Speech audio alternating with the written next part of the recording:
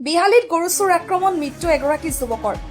বিহালীত ক্ৰমাৎ বৃদ্ধি পাইছে গৰু সন্ত্ৰাস। এইবাৰ গৰু চোৰ আক্ৰমণ প্ৰাণ হেৰুৱাবলগীয়া হৈছে চেৰিলিয়া পথাৰ নৰেন ওৰাং।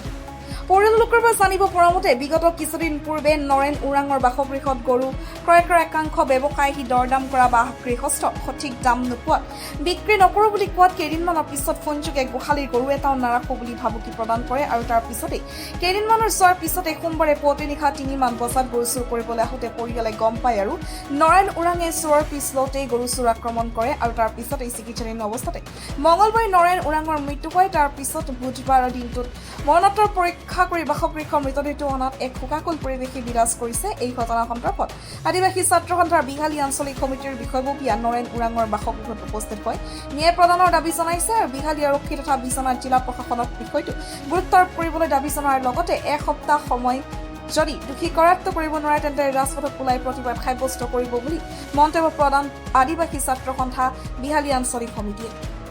হয়, এতিয়া বৰ্তমান সকলোৱে গম পাইছে, আপোনালোকেও গম পাইছে যে যোৱা কেইদিনমান আগত এটা ঘটনা চেৰেলিয়াত ঘটি গৈছে। বহুত দুৰ্ভাগ্যজনক নৃশংস ঘটনা। এনেকুৱা ঘটনা বহুত দিন পিছত এনেকুৱা ঘটনাবিলাক শুনিবলৈ পাইছোঁ। আৰু আজি আহি এই পৰিয়ালবৰ্গৰ ঘৰত আমি আদিবাসী ছাত্ৰ সন্থা ইয়াত থিয় দিছোঁ আৰু দেখিছোঁ ইয়াত এক শুকাব পৰিস্থিতি। গোটেই চেৰেলীয়া অঞ্চলটোত আজি মানে চকুলো পানী বৈছে সকলো ৰাইজৰ। কাৰণ কেইদিনমান আগত এটা ঘটনা মানে এনেকুৱা হৈছে যে এটা মানে টিম, আচলতে গৰু কিনা বেচাৰ যিটো টিম, সেই টিমটো আচলতে এখেতৰ ঘৰতে আহিছিলে। আহি পেলাই গৰুৰ দাম দৰ তেওঁলোকে কৰিছিলে আৰু গৰুৰ দাম দৰটো মালিকৰ লগত তেওঁলোকৰ বুজাবুজি নহওঁতে তেওঁলোক গুচি যায় আৰু গৈ পেলাই আমি গম পাইছোঁ যে তেওঁ তাৰপিছত ফোন কৰি কয় যদি তই গৰু নিদিয় তেতিয়াহ'লে তোৰ গোহালিৰ পৰা গৰুটো গায়ব হৈ যাব। এইটো এটা বহুত ডাঙৰ কথা তেওঁ ফোন যোগেদি জনাইছে আৰু এই কথাটোকে লৈ পেলাই আমি আমাৰ যিহেতু বিহালী প্ৰশাসন আৰু বৰগাং প্ৰশাসন লগতে আমাৰ বিশ্বনাথ প্ৰশাসনক আমি আহ্বান জনাইছোঁ আৰু লগতে দাবী জনাইছোঁ যে এই যিটো নাম্বাৰ, এই নাম্বাৰটোৰ লগত আপুনি সম্পূৰ্ণ তদন্ত কৰি ইয়াৰ পিছৰ পৰ্যায়ত কি ধৰণৰ ঘটনাটো কেনেকৈ ঘটিব পালে আৰু এই সাহসটো তেওঁলোকে কেনেকৈ কৰিব পাৰিলে, ইয়াৰ ওপৰত আপোনালোকে তদন্ত কৰি এই দুৰ্ভগীয়া পৰিয়ালটোক, আজি এই দুৰ্ভগীয়া পৰিয়ালটো তিনিটাকৈ সন্তান থকা এজন মানুহ আজি আমাৰ মাজৰ পৰা নাইকিয়া হৈ যাবলগীয়া হ'ল। ইয়াৰ পূৰা ৰেছপনচিবিলিটিটো কোনে ল'ব? কাৰণ যিটো সময়ত অসম চৰকাৰে চাৰিওফালে ঢোল পিটি কৈ আছে যে গৰু বিক্ৰী বন্ধ হৈ গৈছে, গৰু আমাৰ মাতা, গৰুক আমি কাটিবলৈ নিদিওঁ, সেই সময়তে একাংশ গৰু চোৰে কেনেকৈ গৰুৰ গোহালিৰ পৰা চুৰ কৰিবলৈ সক্ষম হ'বলৈ ধৰিছে। গতিকে ইয়াত সম্পূৰ্ণৰূপে প্ৰশাসনকো আমি দাবী জনাইছোঁ আপোনালোকে এই ক্ষেত্ৰত কিন্তু আপোনালোকে চকু দিব লাগিব আৰু গৰুবিলাক ক'ত কেনেকৈ কি ধৰণে বিক্ৰী হৈ আছে ইয়াৰ প্ৰতিও আপোনালোকে লক্ষ্য ৰাখিব লাগিব। গতিকে আমি সদৌ অসম আদিবাসী ছাত্ৰ সন্থা আৰু ইয়াত চেৰেলীয়া গাঁওবাসী ৰাইজে দাবী জনাইছোঁ যদি অতি সোনকালে এই ফোন নাম্বাৰৰ যুগত যদি আপোনালোকে তদন্ত সম্পূৰ্ণ নকৰে তেতিয়াহ'লে এসপ্তাহৰ ভিতৰত আমি এই গোটেই গাঁওবাসীয়ে ৰাজপথত গৈ পেলাই আন্দোলন কৰিবলৈ বাধ্য হ'ম। কিন্তু এই কথা স্পষ্টভাৱে জনাই দিছোঁ।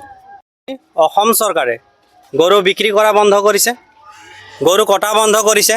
সেই সময়তে গৰু চোৰৰ আতংক বাঢ়ি গৈছে দিনে দিনে। আমি বিচাৰিছোঁ, আমি জানিব বিচাৰিছোঁ যে অসম চৰকাৰৰ পৰা যে গৰুবিলাক লৈ আছে ক'ত, গৰুবিলাক বিক্ৰী হৈ আছে ক'ত, চোৰবিলাক যে লৈ আছে ক'ত গৈ আছে, কি কথা, সেই কথাখিনি আজি তাৰিখত নিয়ন্ত্ৰণ কৰিব পৰা নাই।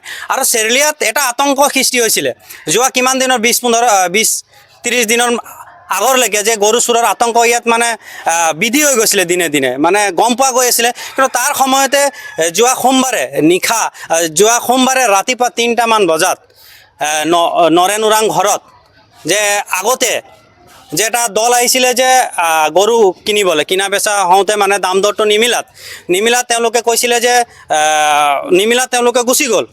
দাম দৰ নিমিলাত তেওঁলোকে গুচি যোৱাৰ ফলত তেওঁলোকে ফোন কৰি ধমকি দিছে যে তোমালোকৰ গৰু যদি ইমান দামৰ ভিতৰত যদি নিদিয়া তেনেহ'লে আমি তোৰ গৰুটো খালী কৰি দিম, গোহালি খালী কৰি দিম যদি নিদিয়া। তো ইটো দাম দৰ নিমিলাৰ কাৰণে নিদিওঁ বুলি ক'লে। কিন্তু ঠিক কেইদিনমানৰ পাছতে গৰু ইয়াত চুৰ কৰি লৈ যোৱা মুহূৰ্তত তেওঁ মালিকে গম পালে, নৰেন ওৰাঙে গম পোৱাতে তেওঁ পিছা কৰোঁতে তেওঁ হাতে লোটে ধৰিছিলে। ধৰা সময়তে তেওঁলোকে দল আছিলে, যিটো দলে তেওঁ চোকা অস্ত্ৰতে আক্ৰমণ কৰি তেওঁ তাত পেলাই থৈ গৈ, কিন্তু পৰিয়ালবৰ্গই গম পোৱাৰ লগে লগে তেওঁ মেডিকেল লৈ যোৱাত আজি যোৱা নিশা তেওঁ আমাৰ মাজৰ পৰা নাই। গতিকে এইটো এটা কথা আমি জানিবলৈ পালোঁ যে তেখেতৰ মোবাইলত যিটো ফোন আহিছিলে সেই ফোন নাম্বাৰটো অলৰেডি তেওঁৰ মোবাইলত আছে আৰু এই প্ৰশাসনক জনোৱা হৈছে কোন গাঁৱৰ পৰা আহিছিলে সেই কথাখিনি জনোৱা হৈছে গতিকে ইমানখিনি তথ্য প্ৰশাসনৰ হাতত আছে গতিকে আমি বিশ্বাস কৰিছোঁ প্ৰশাসনক যে অতি শীঘ্ৰে তেওঁলোকক আটক কৰিব লাগে তেওঁলোকৰ দলটোক আটক কৰি কঠোৰ শাস্তি প্ৰদান কৰিব লাগে আমাৰ আদিবাসী ছাত্ৰ সন্থাৰ তৰফৰ পৰা আমি দাবী জনাইছোঁ তেওঁলোকক কঠোৰ শাস্তি দিয়াৰ সলনি তেওঁলোকক ফাঁচী প্ৰদান কৰিব লাগে বুলি আমি দাবী জনাইছোঁ আৰু সেই পৰিয়ালবৰ্গৰ